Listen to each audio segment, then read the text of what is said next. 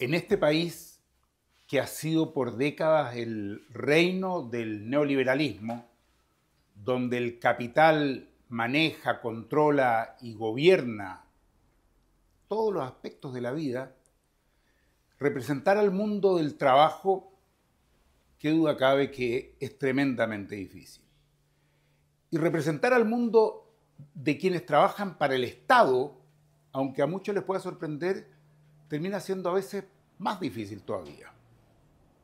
Y presidir una agrupación, una organización, en la que confluyen cientos de miles de hombres y mujeres, vaya que una tarea relevante.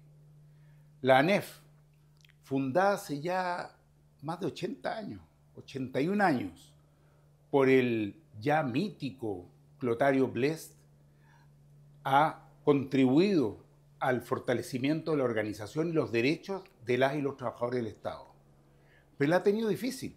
Siendo la organización sindical, diría yo, más grande de Chile, ni siquiera se puede llamar sindicato. Es parte de lo que vamos a conversar con su presidente.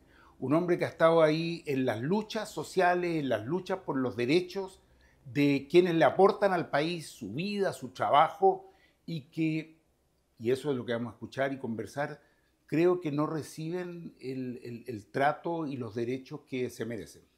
Pero quien mejor sabe esto es José Pérez, presidente de la ANEF, a quien le damos la bienvenida, lo recibimos acá, para que nos cuente esta agrupación, me dijiste que hay que decir. Así es. Bueno, muchas gracias, Tomás, por la presentación y la invitación a conversar contigo. Siempre un privilegio y también de vuelta a reconocer tu apoyo a los trabajadores ahora en general y también en particular a la ANEF, así que también hago mención a aquello. Nos llamamos, el nombre nuestro es Agrupación Nacional de Empleados Fiscales, ANEF, que fue fundada, como tú muy bien recordabas, el 5 de mayo de 1947 por Clotario Blest Rifo.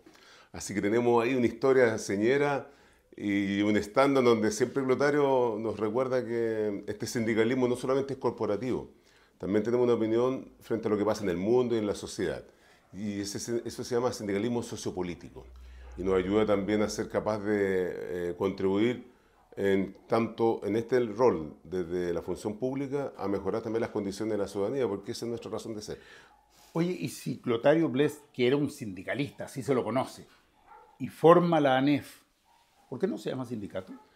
Bueno, tenemos esta historia en nuestro país, como ya sabemos, la dictadura, con todo el daño que hizo, desde el punto de vista también hacia las personas, ¿cierto? La persecución política por pensar diferente, la presión, la tortura, el asesinato, bueno, también se encargó de armar el diseño de invisibilizar la representación sindical en el Estado.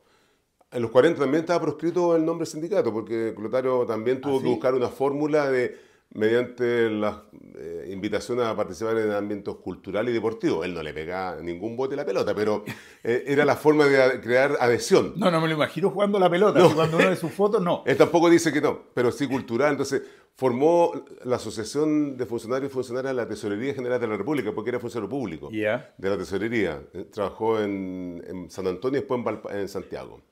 Esas fueron sus dependencias laborales. Entonces, en ese año también estaba proscrito y después la dictadura, con todas las modificaciones, también mantuvo no modificar, por razones obvias, menos para el sector público, porque tema ideológico, porque decir, todo era negativo, oscuro, rojo, y quedamos con ese legado donde hoy día, efectivamente, en el estatuto administrativo, que es la ley que nos rige para el sector público, en este caso para la Administración Central del Estado, nos dice ahí que no podemos formar ni sindicato, ni negociar colectivamente, ni tampoco realizar la huelga. Pero eso lo hacemos de 1990.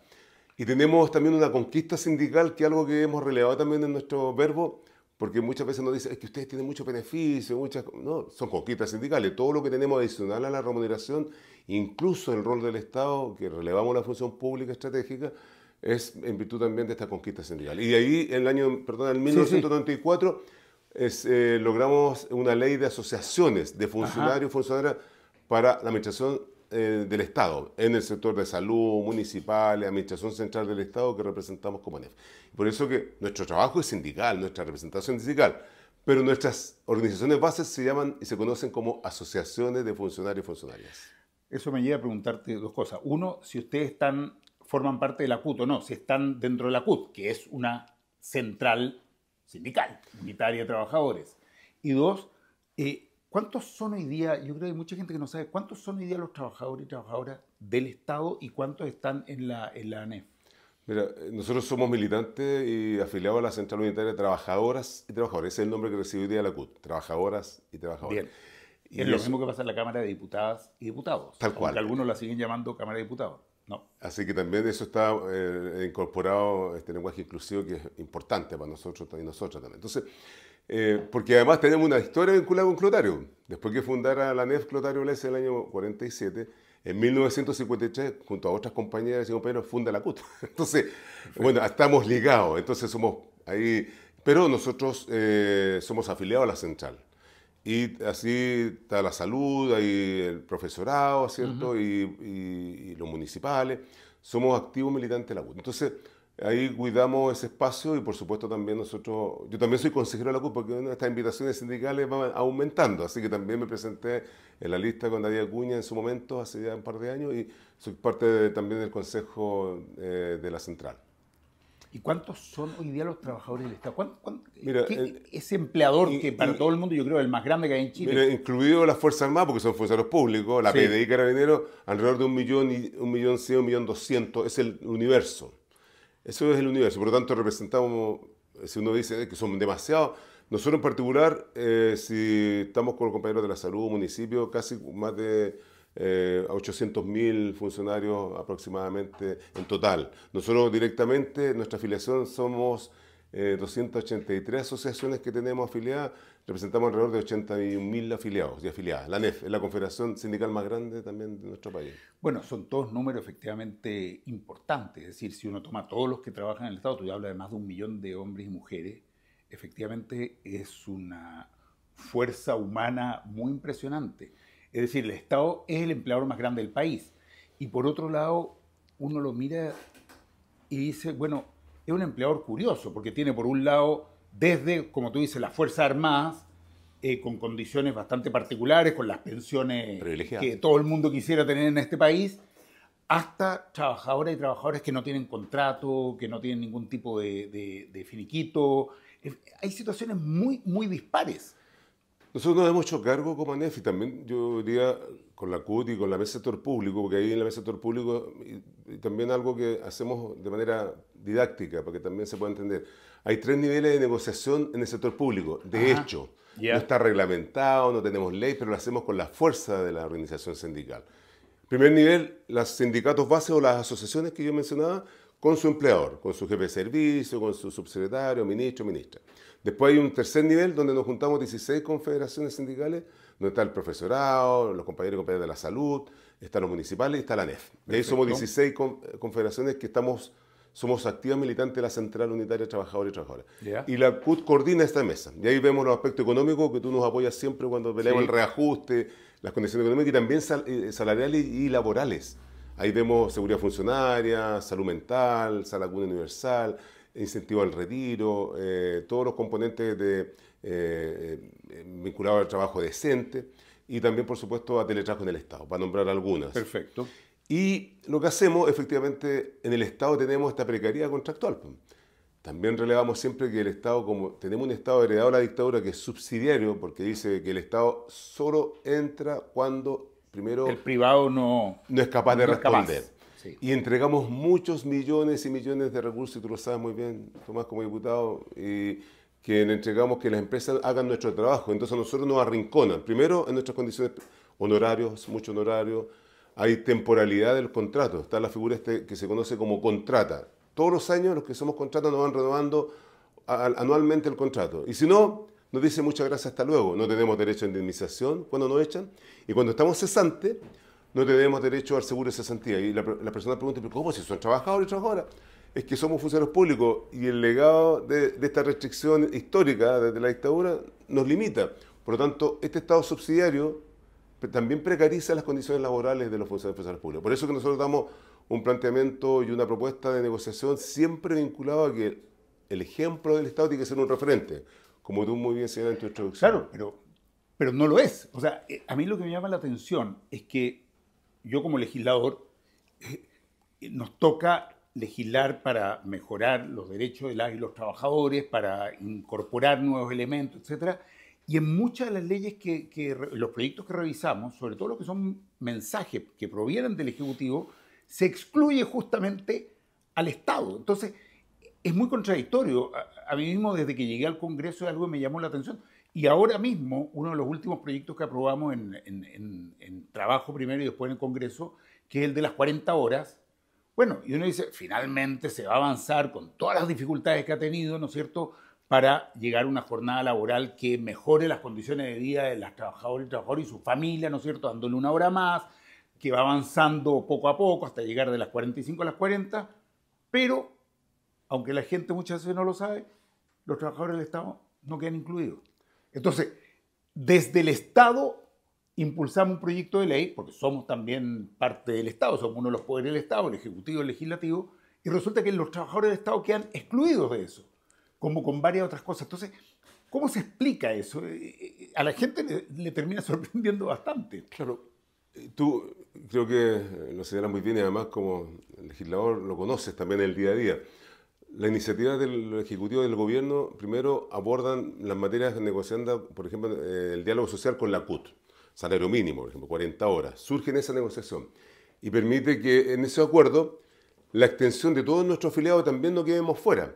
Pero principalmente esta mecánica o este aspecto ideológico, que también es una política que tenemos de arrastre en el modelo neoliberal, dice, bueno, como los empresarios en algunos casos, no todos los empresarios, pero en algunos casos que genera resistencia para mover el cerco, como decimos generalmente, hay que abordar las pequeñas, medianas y grandes empresas, por ejemplo, 40 horas.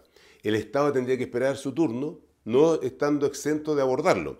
Nosotros somos generosos, digamos, ya perfecto, tramiten, legislen, aborden la temática de las pequeñas y medianas empresas, porque también se genera más empleo, trabajo que son a veces también con mucho esfuerzo de personas que colocan sus recursos, no son grandes consorcios internacionales. Entonces, se logró las 40 horas. Yo aprovecho este ejemplo del tuyo. Entonces dijimos ya, el gobierno se compromete y nosotros firmamos un acuerdo en la mesa del sector público, en este tercer nivel, un protocolo que dice, a contar de 2024, en junio va a ingresar un proyecto de ley para tramitación legislativa para que los funcionarios y funcionarias públicos también tengamos esta reducción de la jornada laboral.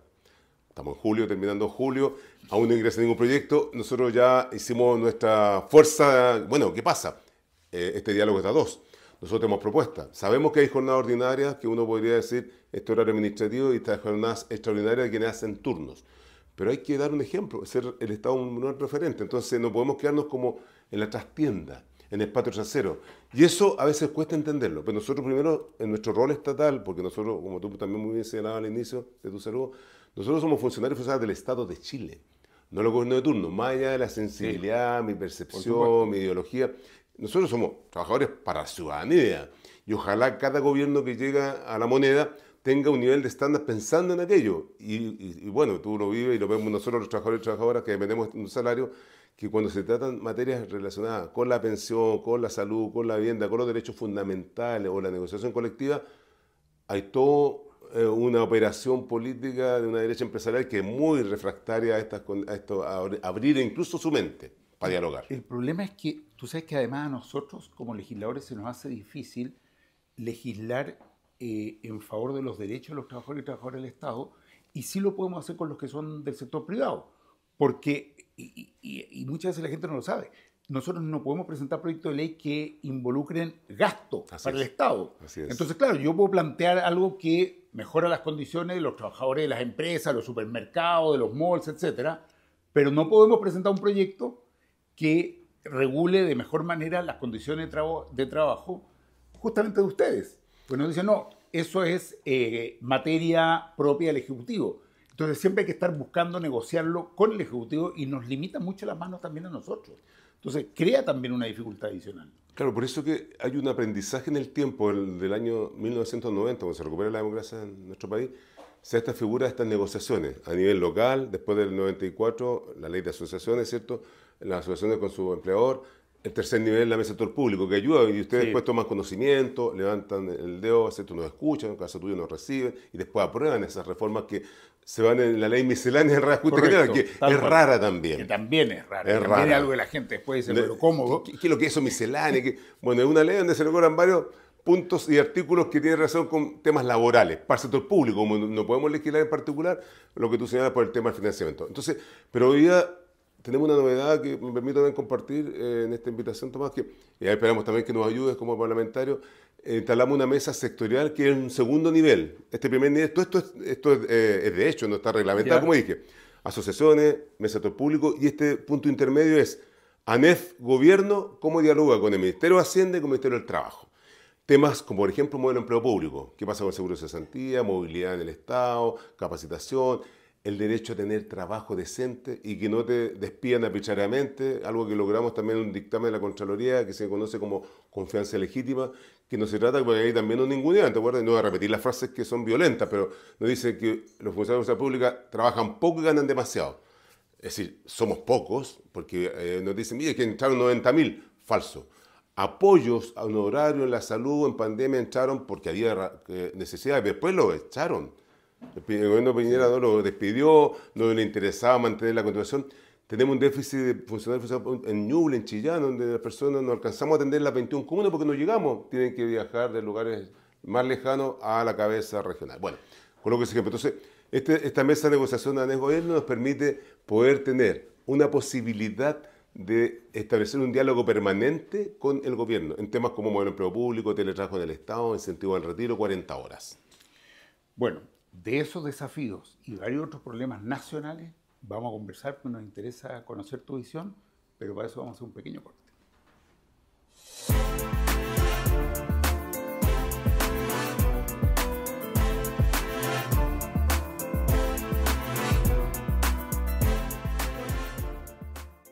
Acá estamos conversando con nuestro amigo presidente de la ANEF, con José Pérez, sobre lo que significa hoy día trabajar en el Estado y para el Estado, o sea, para todos los chilenos y chilenas.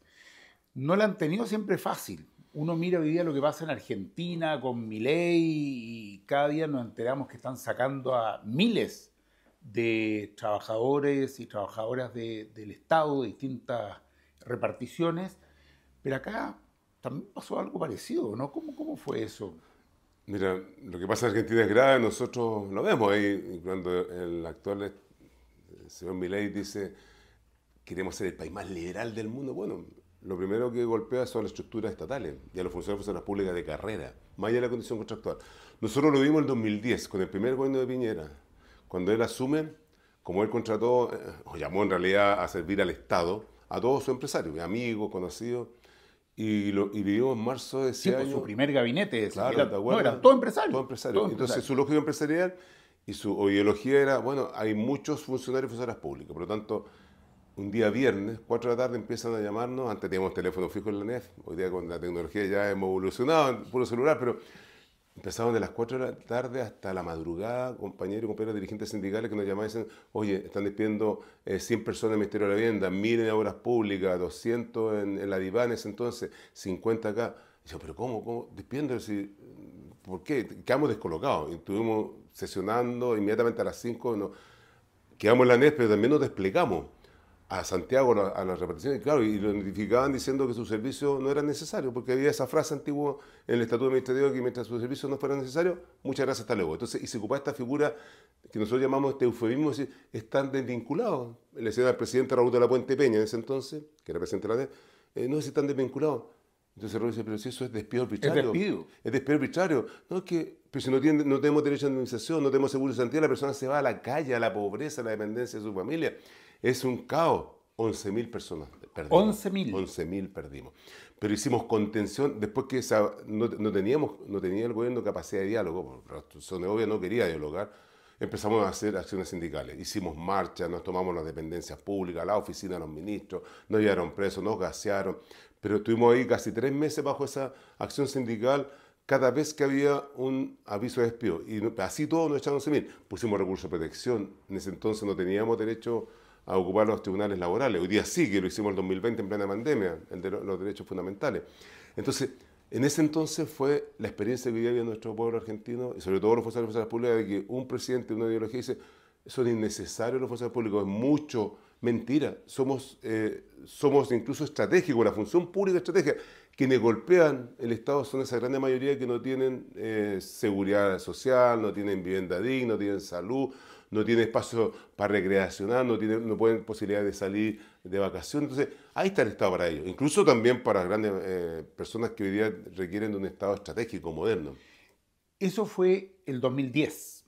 Marzo 2010. 9 años después, pasaron 9 años, vino esa tremenda movilización social conocida como el estallido, en el cual millones de personas salieron a la calle, en la cual se habló de la dignidad como un elemento central, que con el tiempo se le ha tratado de estigmatizar y dejar focalizada en la violencia, pero que en realidad nuestra mirada tuvo que ver con una demanda ciudadana, de una demanda social de mejores condiciones de vida, de que si el país se desarrolla y crece, bueno, que eso efectivamente llegue a todas y todos.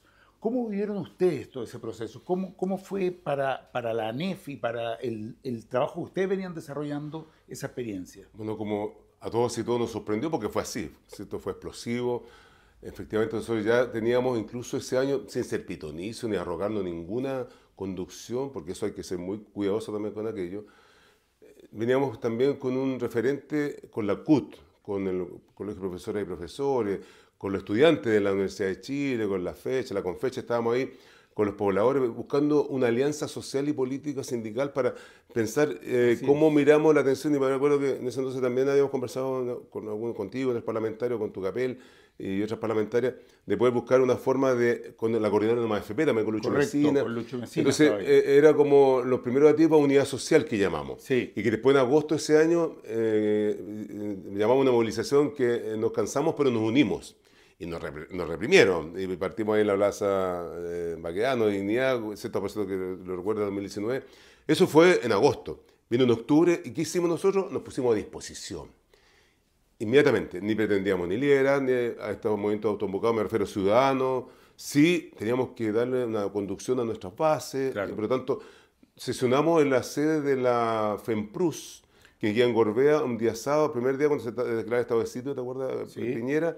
Y día sábado nos convocamos y llegamos a 150 organizaciones.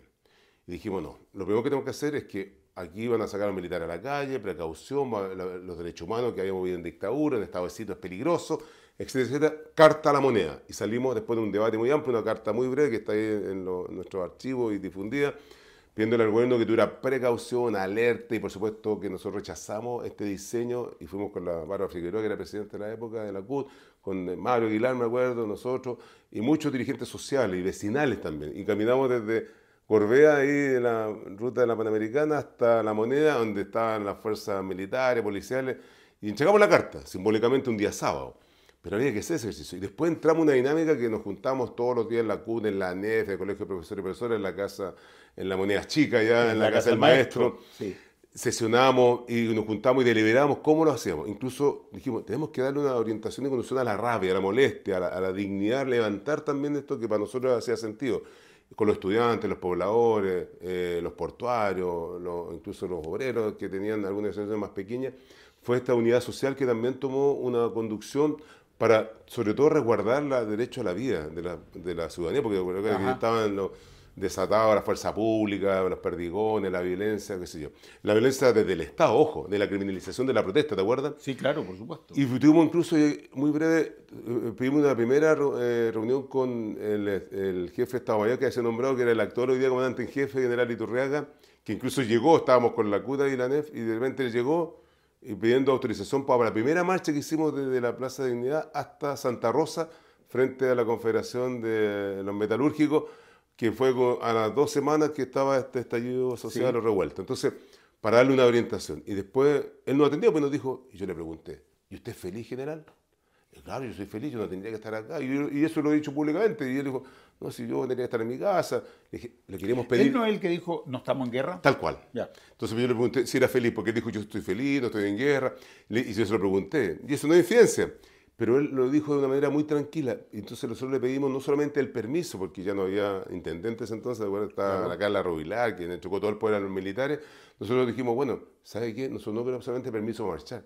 queremos poner el énfasis que sus militares no salgan con tiros de guerra a atentar contra la soberanía, las violaciones de los derechos humanos que vivió la dictadura. Entonces, no, me dijo, yo aquí van a salir los cuadros permanentes, los oficiales, y prohibido disparar y vamos a hacer todo el esfuerzo, a lo menos de la estructura militar del ejército. No sé, algo de eso quedó, me imagino, en su línea. Bien, se la jugó. Bien. Y eso también es notable destacar. Pero ahí después hicimos una convocatoria, hicimos muchos actos frente a la ANEF, incluso hicimos un encuentro en el Parque O'Higgins, se llenó el Parque O'Higgins y varios nos ayudaron ahí. Toda la organización de derechos humanos también, con Alicia, con las compañeras ahí, la Ruby. Hicimos un acto también cultural, político, sindical, social, en el Parque O'Higgins, masivo. Y todos los artistas y actrices y conjuntos que pasaron por ahí tocaron 15 minutos, después se llenó durante todo el día, un día domingo. Maravilloso, maravilloso. Entonces pusimos una acción, no solamente lúdica en este aspecto, pero también política. Y cada vez que hablamos con el gobierno, y había un abuso de derechos humanos cuando a Gatica lo violentaron, a la senadora Lidia Campillay, y nosotros presentamos las quejas, concurrimos a la moneda con ojo tapado, pusimos lienzo, pero no era un tema mediático, sino que estratégico de cuidar a la población, cuidar a nuestro pueblo que está siendo expuesto a una amenaza y criminalizando incluso a estos chiquillos que hacían contención una primera línea que era incluso hoy día lo dicen esos violentistas. Claro, a veces se metían en algunos elementos complejos, pero también infiltrados, y lo supimos. Ahora, bueno, yo creo que efectivamente la ANEF, como muchas otras organizaciones, tuvo un rol muy relevante, muy importante, sin buscar tomar el rol protagónico de control, ni mucho menos, y yo creo que eso fue un proceso muy interesante. Ese estallido o esa revuelta fue muy amplia, diversa, sin tener a alguien que era el que la condujera o algo por el estilo.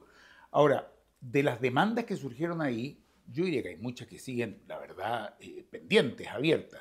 Y hay una que creo que es la más relevante, o por lo menos la que está con más fuerza hoy día en la gente, y que no se ha resuelto, y que estamos en pleno proceso de discusión en el Congreso, y me gustaría conocer cómo la están viendo ustedes, que es el tema de las pensiones, el tema de lo que significa el mundo de las AFP, lo que significa trabajar 30, 40 años aportando cada uno y cada una lo mejor de sí y terminar con las pensiones miserables que hay hoy día, y en un panorama en que se ve tremendamente difícil avanzar con una derecha que se ha dedicado más bien a defender la industria de la AFP más que el derecho a una pensión digna. ¿Cómo están viviendo ustedes este proceso y cómo ven que viene hacia adelante en un panorama que yo te digo, ayer tuve una reunión con gente de gobierno del Ejecutivo y hay coincidencia en que se ve muy complejo el panorama por la cerrazón que ha mostrado la derecha? Nosotros somos muy activos de los tiempos cuando en 1981 se instala este modelo de esta industria que se conoce como AFP. Nosotros hemos sido críticos. Tucapel Jiménez, nuestro presidente mártir que fue asesinado por la dictadura, Tucapel Jiménez Alfaro, bueno, efectivamente dio la vida para recuperar la democracia junto a muchos y muchas compañeros y compañeras de nuestro país, pero también puso el énfasis y lo trataron de contratar para ser voceros de esta industria cuando se instala ese año. Y en particular, también desde el sector público, los funcionarios de la pública, después del golpe, en 1974 hasta 1988-89, cotizaron en el sistema antiguo y también en la AFP por 1/3 de las remuneraciones, es decir, solo por el sueldo base. Entonces, por lo tanto, conocemos en carne propia lo que significa esta subcotización.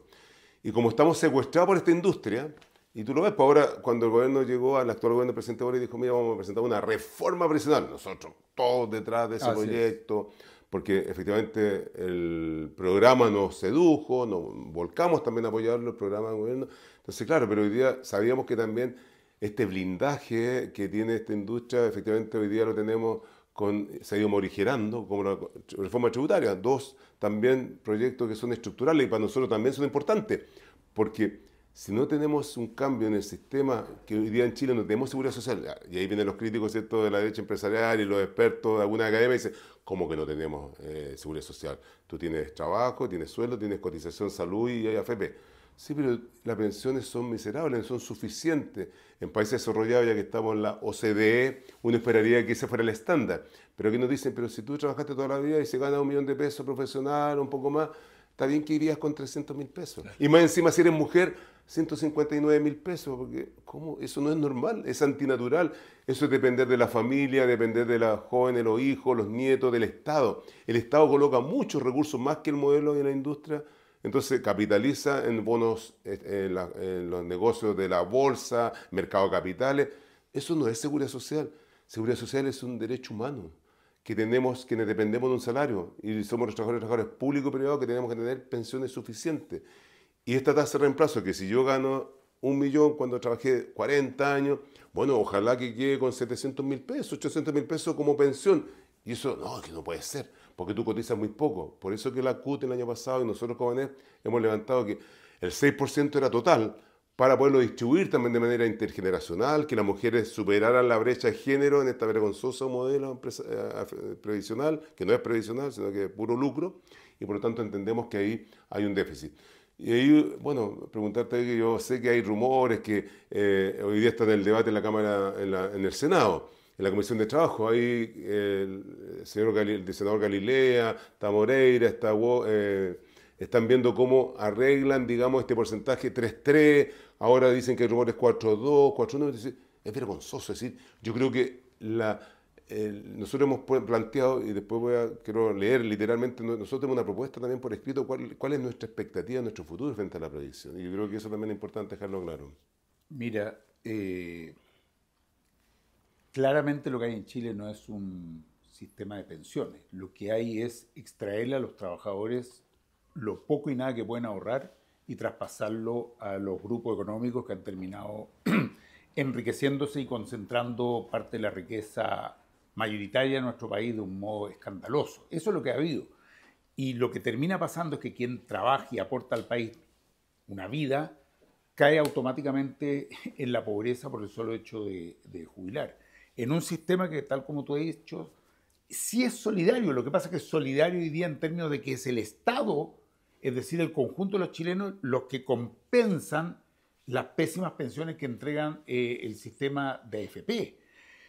Por otra parte, en la OCDE la tasa de reemplazo es del 70-80%, y en el mundo militar, en el caso de Chile, que quedó fuera de la AFP, y la gente lo sabe muy bien, es del 100%, porque además tienen lo que se llama antes la perseguidora, es decir, se van reajustando permanentemente, por lo tanto están en una situación absolutamente diferente al resto, la gran mayoría de los trabajadores y las trabajadoras chilenas.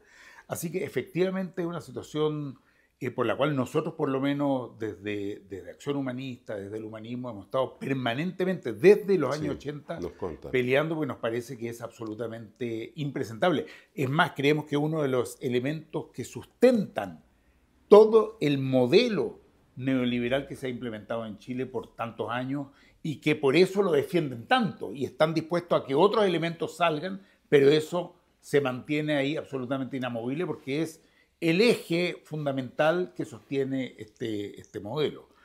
Así que sí, un problema. Porque al final es una codicia.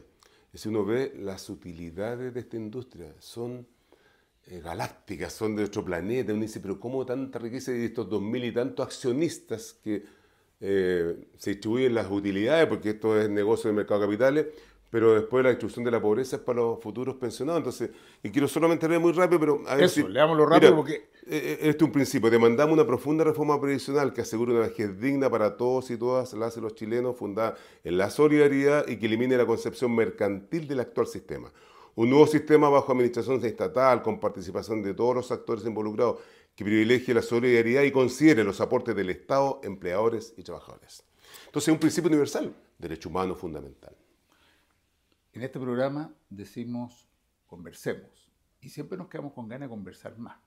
Pero yo creo que conversar con José Pérez, conocer lo que están haciendo, las luchas, los trabajos, los desafíos que tiene la ANEF, yo creo que a cada una y cada uno de los que nos está siguiendo le viene muy bien, porque es una pelea que tenemos que dar entre todos. Así que te queremos agradecer mucho y quedaron muchos temas para seguir conversando, así que nos vamos a volver a encontrar de todas maneras. Disponible y un gusto de saludarte y verte y compartir contigo en este espacio. Y cariño al equipo bueno que está detrás de estas cámaras también. Muchas gracias por la invitación.